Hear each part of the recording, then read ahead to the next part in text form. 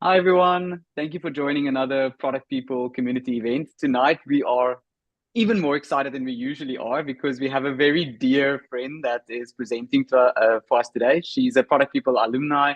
And I promise you, you're going to be so inspired by this talk. I'll give you a little bit of why in a second.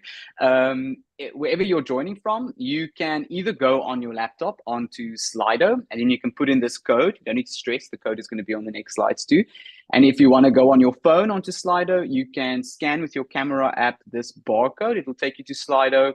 And that's where you can also ask some of your questions. You can answer some of the questions that we have for you as well, some warm-up questions. So I'm going to give you maybe 1 second as well, just to try and scan this, go onto Slido and get into the right place.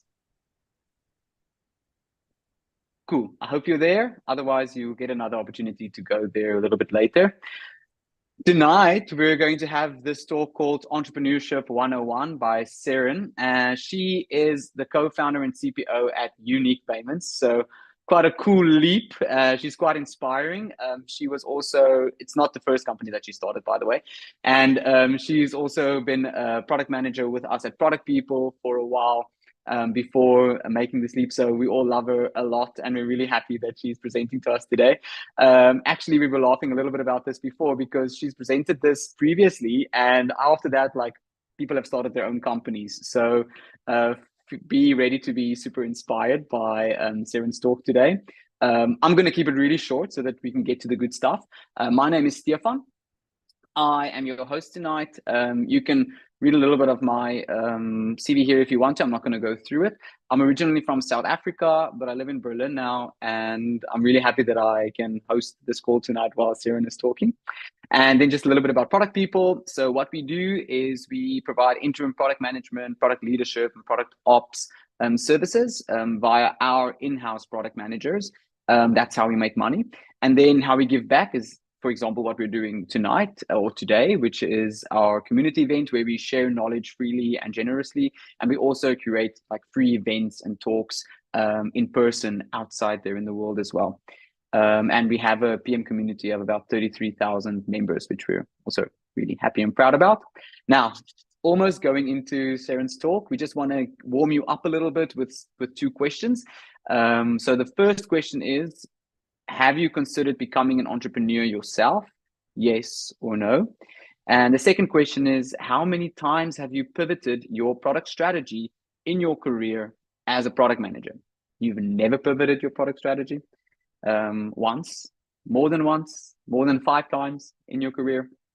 So again, if you haven't gotten onto Slido yet, you can just scan this code here, or you can type in the code there at the top too, and you can start answering this poll for us on Slido and tell us a little bit about yourself. I myself have definitely considered becoming an entrepreneur before, but sometimes I wonder, like, how much gusto and nerve do you need to get through it? I think Ceren is going to tell us about it a little bit more in a presentation too. And sometimes also, like, every time you think of something, you're like, oh, but someone's already solved this, so it kind of stops you a little bit here and there. And then, but I see most people have also said yes to consider becoming an entrepreneur. So I'm really excited then for you to see this talk. And everyone has said that they've pivoted their product strategy in their career as a product manager more than once, which I think is a pretty good sign. I think you can adjust into changes in your life. I've also pivoted myself. Like, I actually started as an attorney, then pivoted into legal side of the bank, then strategy, then product management, and all these things. So I think it's really good to pivot, and I think it keeps you engaged and interested in what you're doing too. But yeah, thank you for answering all those questions, or well, those 2 questions. I'm going to stop talking now, and I'm going to hand over to Ceren. And I think all of us are really, really very excited. I'm going to stop sharing, Ceren, and then you can take over. Amazing. Thank you for that warm welcome. And great to hear that in the audience, a lot of people have already considered becoming an entrepreneur. Let me just quickly share my screen, guys, and then we can dig in. All right. Let's do this. So today we're going to talk about Entrepreneurship 101. Just bear in mind, this is just a sneak peek into the whole journey, and there's a lot of ground to cover. So I decided to present you a sneak peek into the journey that where you can learn about me, how you generate your ideas, essentially how you get going. And one of the most important things actually within your entrepreneurial journey is finding your dream team. How to set your expectations right, really, because it's also a very important part of the journey. And staying consistent and on the right path. One of the biggest things that people are mostly curious about is the money part of the whole journey. So how do you actually like plan your finances or raise funding for your company? And I have a couple of last words to close it up. So without further ado, I'll give a brief introduction about myself. You see me presenting on the right. It comes with the job. So I do a lot of these events so that we actually can promote unique payments, which I'll tell you like more about in a second. But my background is actually in finance. So that's what I studied at university. And as a natural transition from that, I basically started my career at ABN AMRO, which is an investment bank. Did capital markets for a few years and left the bank to start my first company. Which was a very great journey, and which was the first time I actually learned about creating a product from scratch and strategizing and understanding like the customer needs from a very first-hand basis. So transitioning from finance to product happened to me as a first-hand entrepreneurial experience. As Stefan also mentioned, following that experience, I joined Product People, where I got to work at great companies, which I highly recommend, by the way, in terms of like getting exposure to multitude of verticals and industries in such a short amount of time. Doing especially like in their fintech domain, products like billing, payments, or like pricing optimization. This basically gave me a perspective on how my financial domain skills could be coupled together with my product knowledge, which is basically what I'm doing now. I lead everything that is product related at Unique. At Unique, we basically simplify B2B payments and automate account receivables for B2B companies. And we believe that what has happened, let's say, in the digitalization journey on the B2C e-commerce and everything else on that side of the payments industry is going to happen in the B2B side of things as well. So that's the wave we are riding.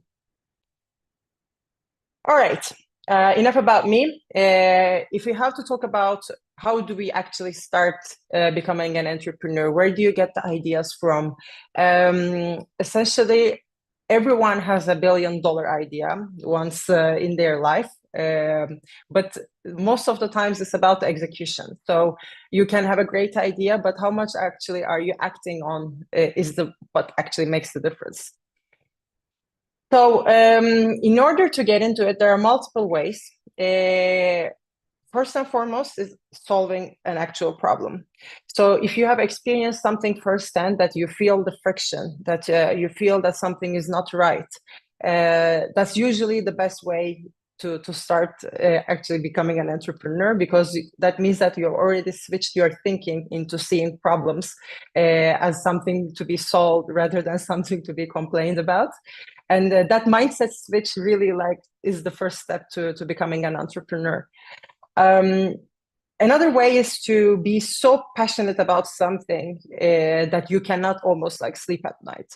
You cannot stop thinking about it. This is like something that you really want to work on day or night.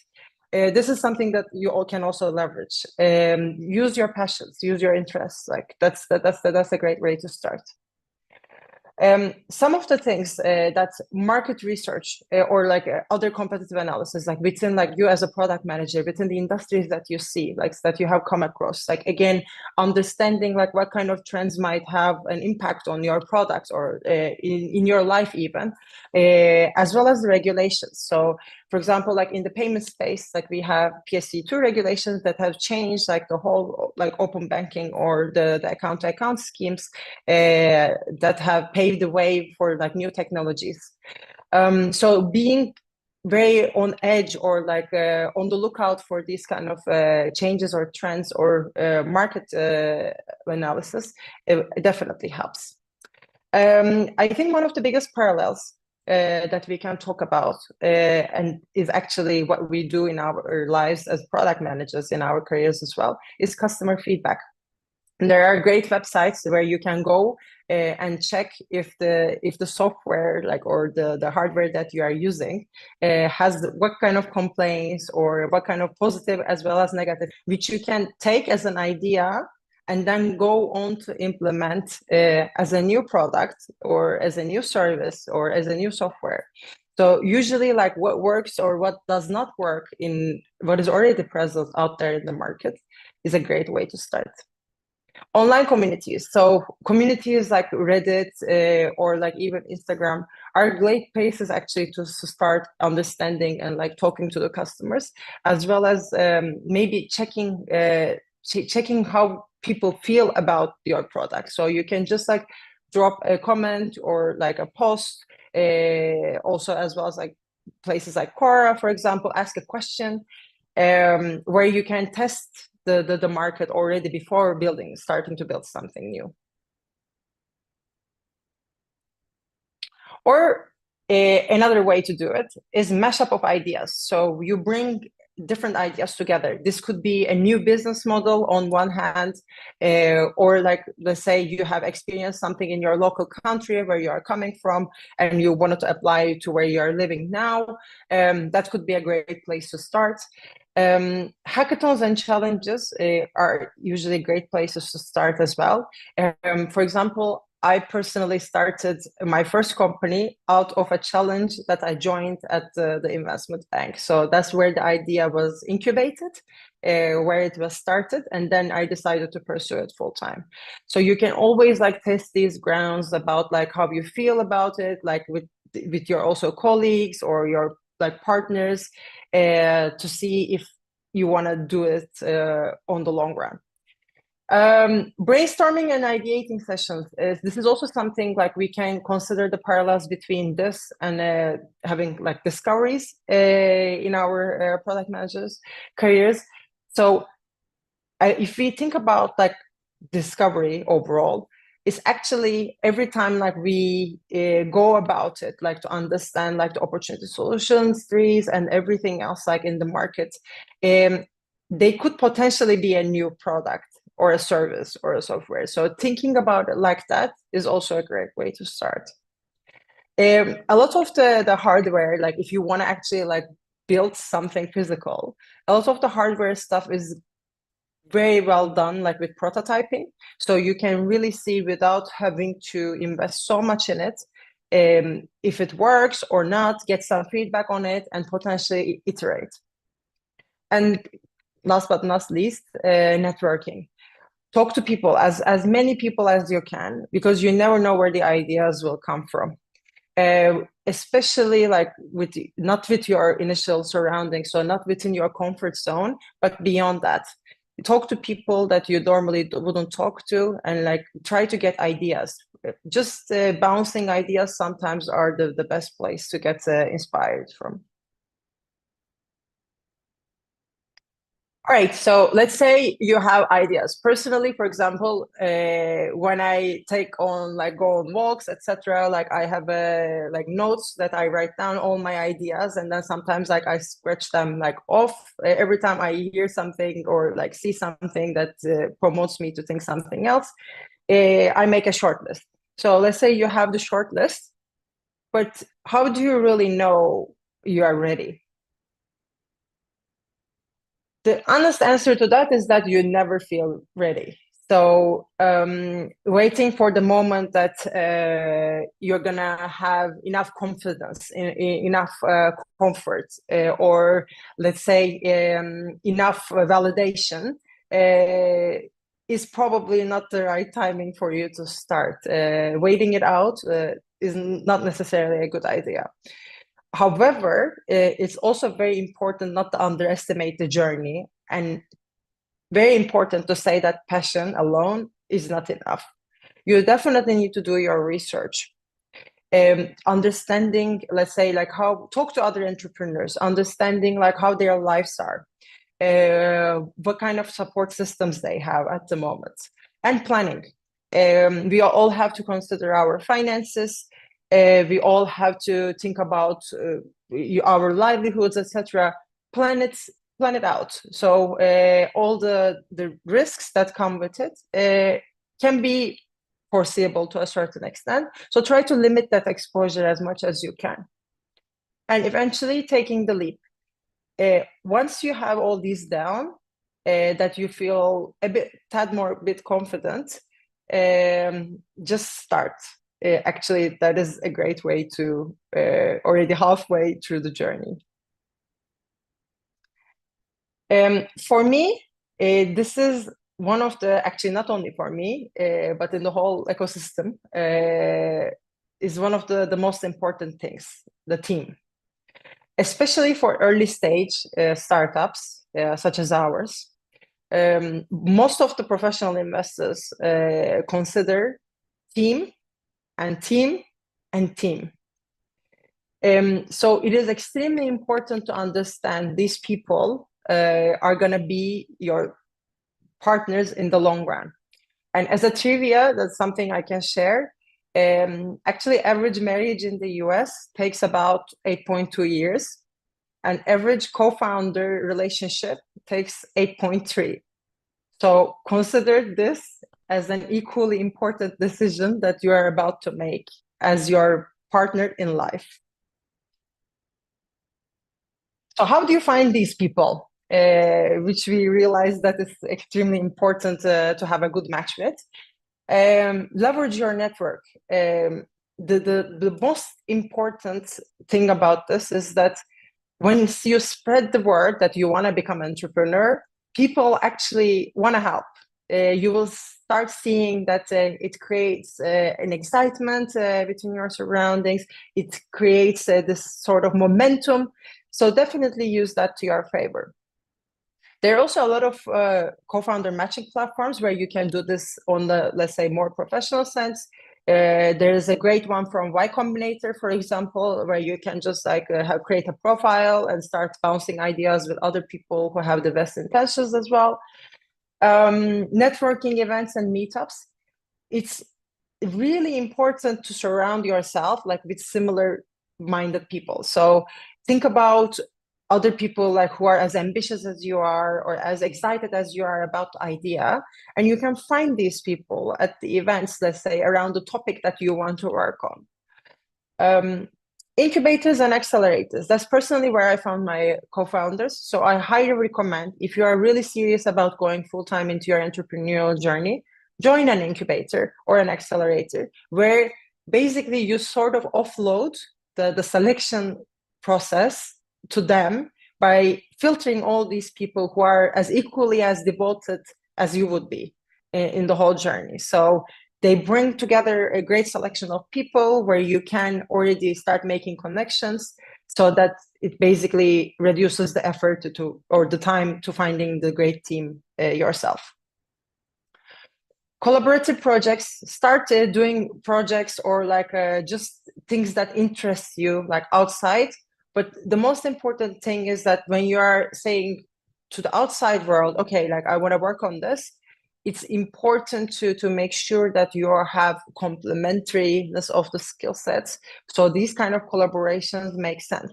Let's say if you are a technical person or like a product person, you try to find those business people when you are doing these kind of projects so that it actually shows like how the nurturing of a relationship it can be in a professional sense. Co-working spaces and startup competition and challenges are similar. It's basically to be able to surround yourself with like-minded people and the high energy people so that you can actually find out if they are interested in the same thing as you are. And industry associations. If you have worked in an industry for over, let's say, 10 years, there's a very high likelihood that you will find someone who's as equally as knowledgeable, but maybe complementary in terms of skill set within your industry network. All right. Yes, you found one, but what do you do next? We are all people, it's important to note that with your co-founders, you have to understand and agree on certain things with each other. So important to understand that there are co-founder agreements where you can officially do this by answering questions about how you can dispute resolution, how you can split responsibilities, how you can split equity, but do not believe that everything is going to be hugs and puppies for the rest of the journey. Sit down and have a serious conversation as you are proceeding down the line. All right, what to expect and what not to expect from the journey. I really do believe in the media, especially these days, entrepreneurship is highly glamorized. It's not as what it seems, just as a note. It's incredibly hard, like you have to work really hard. So you basically leave your full-time job to pursue full-time anxiety, we say. It's in a way that you have to motivate yourself like all the time without having that external validation.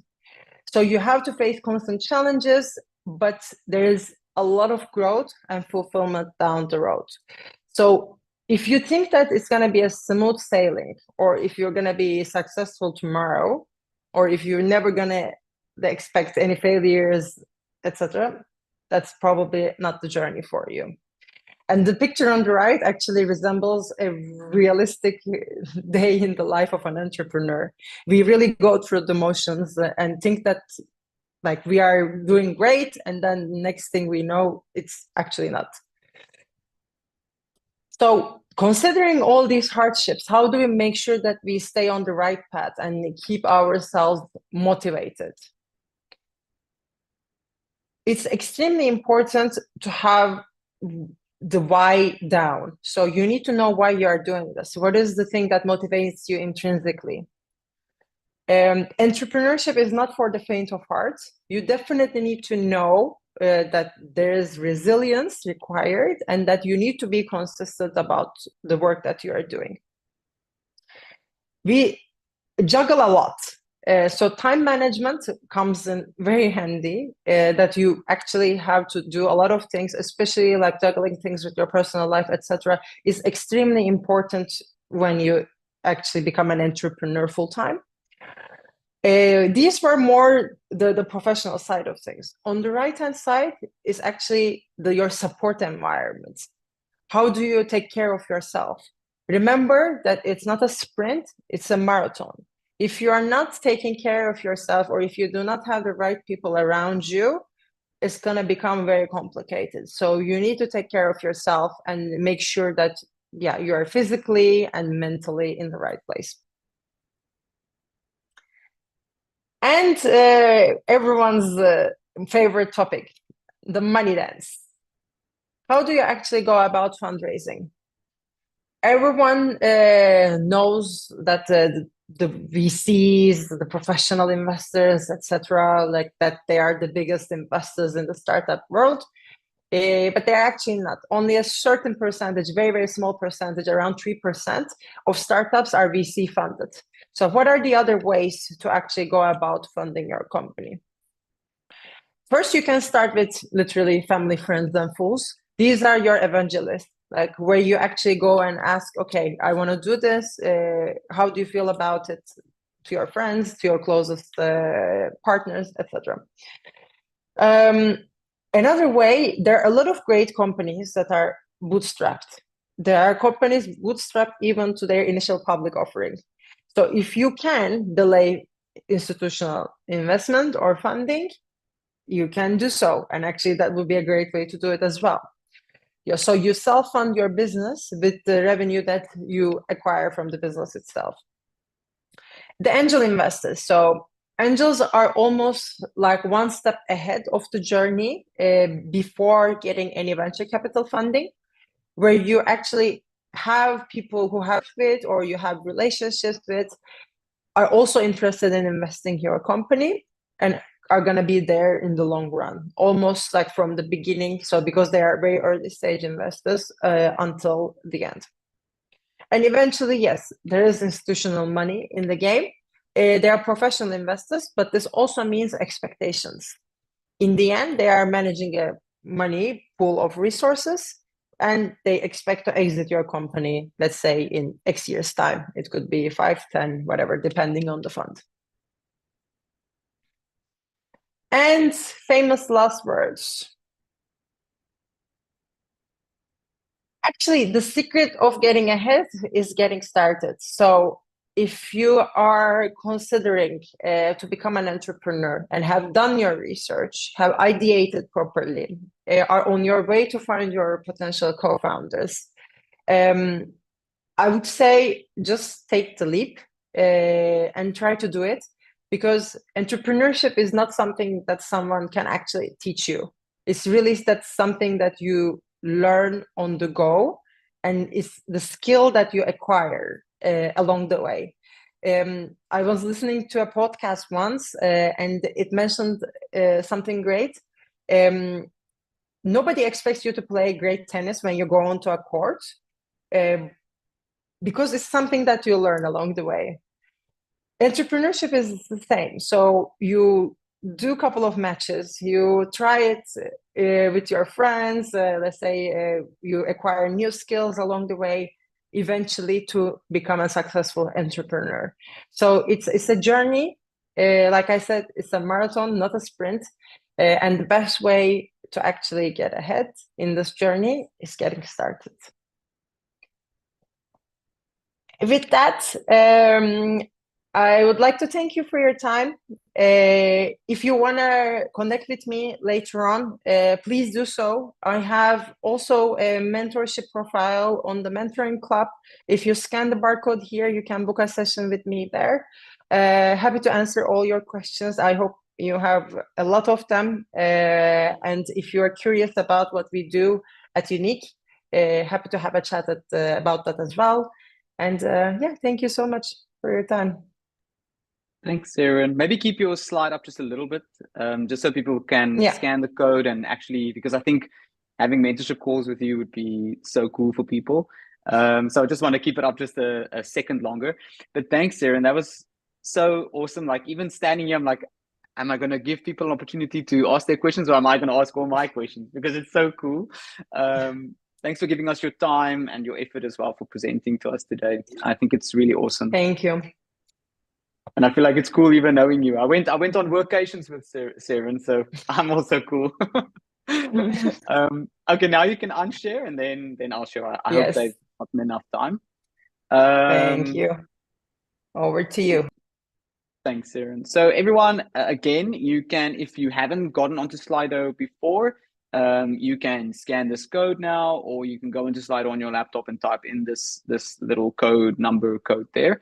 And you can start posting your questions for Ceren that you would like her to answer.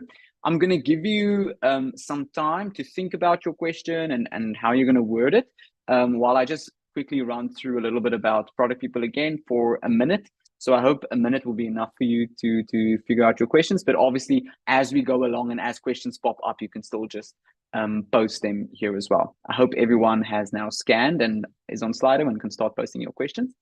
Just a little bit about product people. And if you didn't scan it fast enough, the code is still up there, so you don't have to stress. So just a little bit about product people. So the best use cases when to engage with us is typically the best is usually with the interim and fractional product management or product leader. So it's when the person has left, a product manager has left, and you now quickly need to try and fill that role because it's quite important, or the person is going on parental leave, and you need someone to cover for 3 to 12 months, or there's an important and urgent initiative. So let's say you're growing really fast, there's a new team, a new part of the product, and you just really need someone in there to help drive that.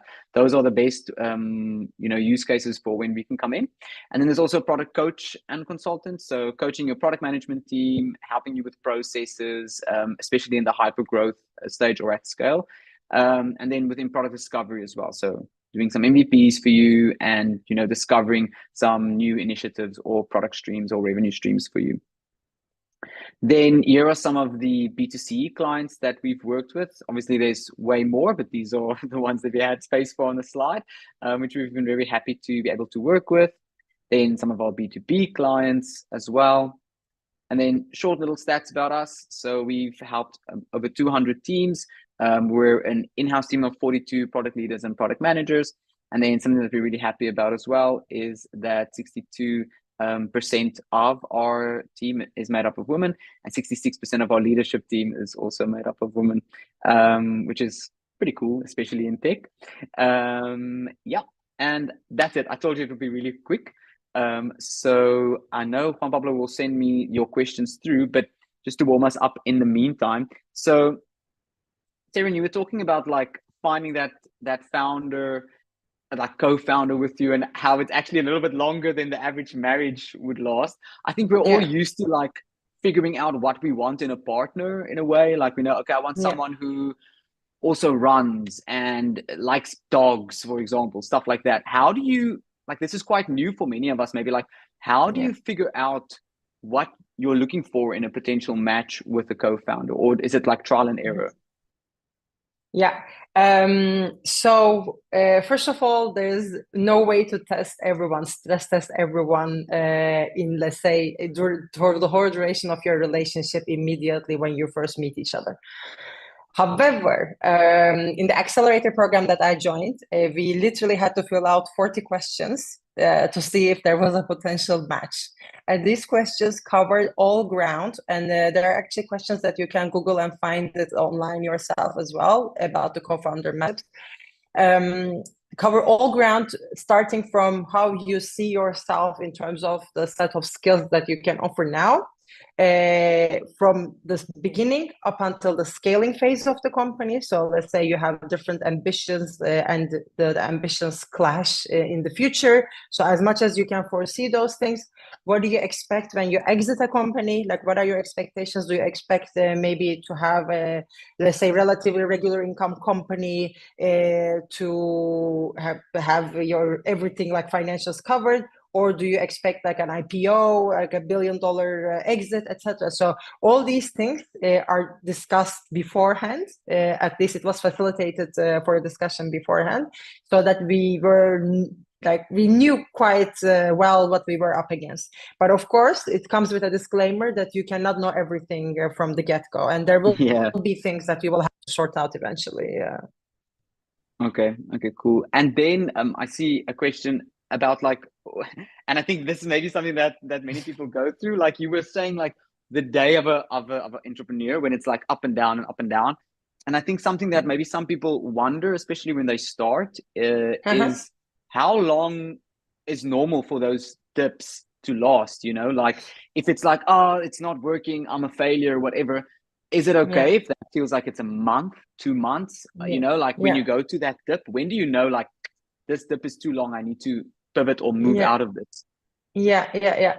So there are two ways to look at that. First of all, like we can consider it from a product perspective. Is there enough validation or traction? And for that, a month can be even longer. So you really need to get the feedback from the market, let's say user feedback, or like the testing, the prototyping, whatever the product that you are working on requires, and then keep iterating.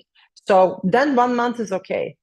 However, on the mentally, like if you are feeling challenged and you are struggling to regulate, then I would really recommend actually having the tools at hand, such as what I do as well myself, like meditation, yoga, things that are going to help you regulate your emotions.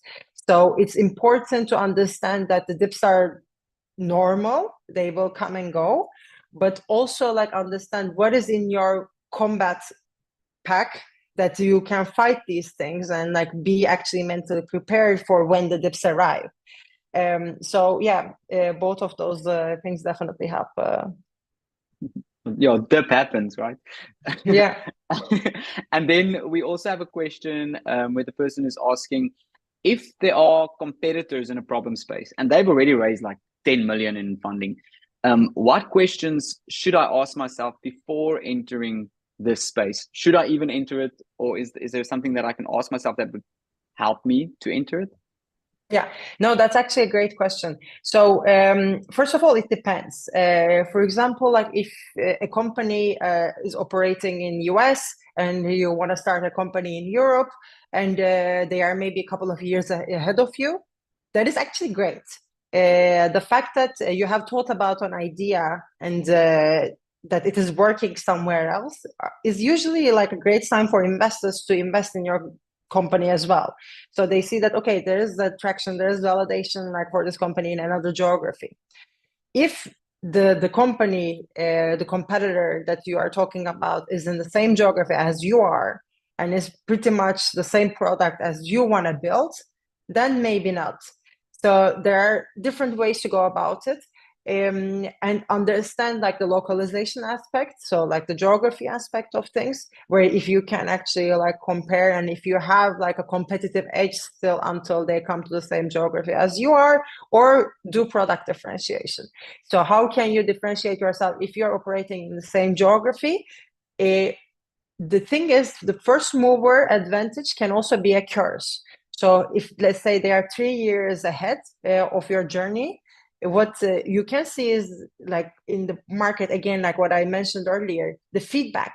If they have like, software, forums, Discord, go into those and then see what people like and what people don't like. That usually would be a great sign for you to go on and start your journey without having done their mistakes.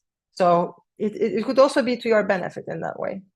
That's a really great answer, Ceren. Thank you. But you touched on like investors as well, and maybe it would be a good sign for investors if it's like something that's working in another geographical area. How, like for me, for example, I don't know, maybe I'm just an idiot, but how do you even approach getting investors? Like, what do you like? Do you just network? Do you go to events? Like, how does it work? Yeah, I mean, you definitely need to go to events and show your face and build your presence. So for me, especially like one channel that I get a lot of inbounds is from LinkedIn. So a lot of these investors, they actually have algorithms to scrape founder titles, stealth startup titles, to search for you so that they can it's also their job, so they can bring in deal flow. So they have deal teams or like analysts that do these jobs, but do not solely rely on someone finding you on LinkedIn as well, because in the end, it's very important to understand that people invest in people. Everyone wants to get to know you and understand if you are actually able to build a company from the get-go, from the ground up, as a person. Do you have the personality, the skill set to make it a success? So even though they, let's say, reach out to you, do not take for granted and focus on building these relationships as well. Thank you, Ceren. And then just adding on to that, do you, like you said there, one of them is like bootstrapping, for example, but now is there, what's like the maybe something that many people don't know would be the con or the reason why you wouldn't even try investors as far as you can, or is it always best one is go for investors, like how do you decide? Not at all, actually. So like, if you can avoid or delay diluting, I would say that you should. For certain industries, this does not work, obviously. For example, like if you are requiring a lot of upfront investment or capital, like if you have, let's say, hardware requirement, or if you have, like, let's say, a deep tech requirement, then you probably will need an upfront investor. However, if you are in an industry, let's say, that is services based, that you productize it, maybe you already have money coming in. And if you can avoid having external investors like until maybe a later stage, or if not at all, then you keep the whole portion of your company to yourself. Even though raising money is also, like, to a certain extent glamorized, because it is the external validation that most of the entrepreneurs are actually searching for. The biggest thing is that you are doing when you raise external investment is the dilution of your company.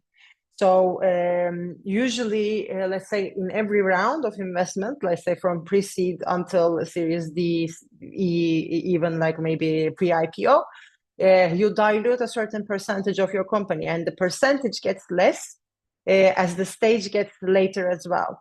So earlier the investment, the riskier the company, and the higher percentage the investor requires. If you can avoid it until, let's say, a Series A level that you already have some revenue to show, then the percentage that you can negotiate with these investors, because you have a product market fit, potentially a certain level of revenue, then it's better for you in the end.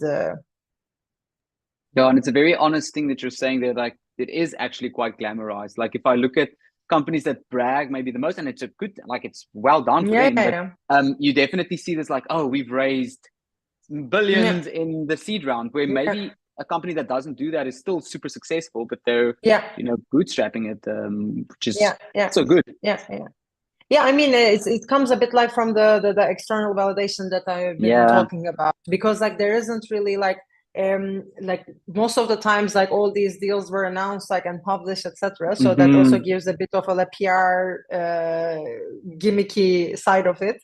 Then yes, of course, but at the same time, like it doesn't mean that your company is less successful if you don't raise investment. And then I think here's another question coming through that I think a lot of people can learn from you from, because this is not your first company that you started, like you've said as well, and like I said too, and you were in the accelerator program. And the question is, what was a major mistake that you've made in this journey, and what did you learn from it?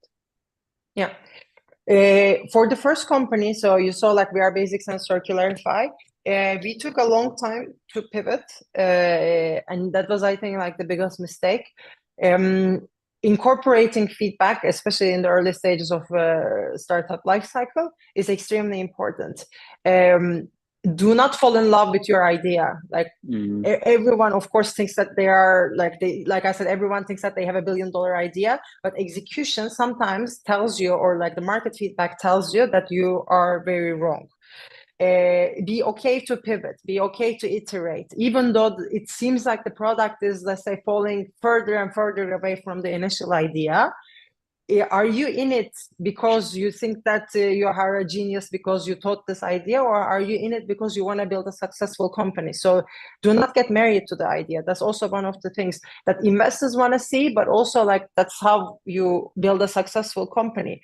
If you build a great product, actually, even after going to a market, 30% of companies fail because they have not like pivoted and they have not listened to the customer feedback properly. And that's basically could be like the end of your company. So it's extremely important to understand that the idea is like a great starting point, but you need to be able to pivot if that's what the market is telling you. And I want to kind of turn this question around as well, because I think many times we really learn from something too, that we're like, wow, I'm so happy I did that and I made that decision. So is there something that maybe like the one big thing that you are the most grateful for of a decision that you've made, where we're like, this was the best decision I've ever made, and you've learned from that positive thing that happened as well? Great question. So when I was at the bank, actually still working, I always said, for some reason, I'm gonna start a company when I'm 30.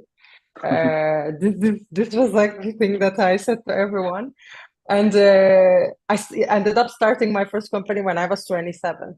To this day, I think that's the best decision that I've ever made. Because looking past of all those years, like now 4 years of experience that I have actually built up, is nothing comparable if I actually started, let's say, 3-4 years later and haven't learned what I learned in the previous journey. So it actually some things, like be okay with being a bit spontaneous, I would say. At the same time, and some things, like some decisions that you make, actually do positively surprise you. In the case of becoming an entrepreneur earlier in life was for me. Thank you, Ceren. Yeah, and something for me that knows you a little bit is I think what's great that you bring to it is also like your authenticity. Like if anyone knows Ceren, she is 100% who she is. She's not scared to be that, right? And I think that's such a good skill to have, especially in entrepreneurship, right? Because you, like you said, they invest in people. So if you can't just be who you actually are, what are they investing in? So I think that's such a great strength. And then we have another question that asks, is it worth building a product that solves two separate problems faced by the same user persona, currently addressed by different products? Great question. Start with one. Because it's going to be hard as it is to build one product, let's say, let alone two. If there are adjacent products that you can easily cross-sell with, start building with one, start getting attraction on that one. And then when you have a product portfolio that you can easily cross-sell, like let's say you built like already a user base or like a community, if it is B2B, that you already have the customers that you work with, that they know that you are reliable, use all these things to sell the second product. So yes, it's good to have a bigger vision. So like keep the bigger vision in mind, keep those two products in mind, but start with one, because two products also actually mean that you will have to do all the work twice. And with the limited resources that you have in a startup, you don't want to be stretched too thin. You don't want to be doing marketing twice. You don't want to be doing sales effort twice, because even though the user persona might be the same, the effort, or like, let's say the reach out or in the messaging, there might be differences. And also as you go and the product develops, you find out about the product, some things that you do not anticipate. So let's say if the products are less alike in terms of user persona than you expected, then you are left with something that you might not be able to be as flexible as you would want it initially. So yeah, start with one, keep the big vision, and then make sure the environment is right for cross-sell. And then a question that just popped in my mind now as well, and then I'll ask the next question that someone has just sent through.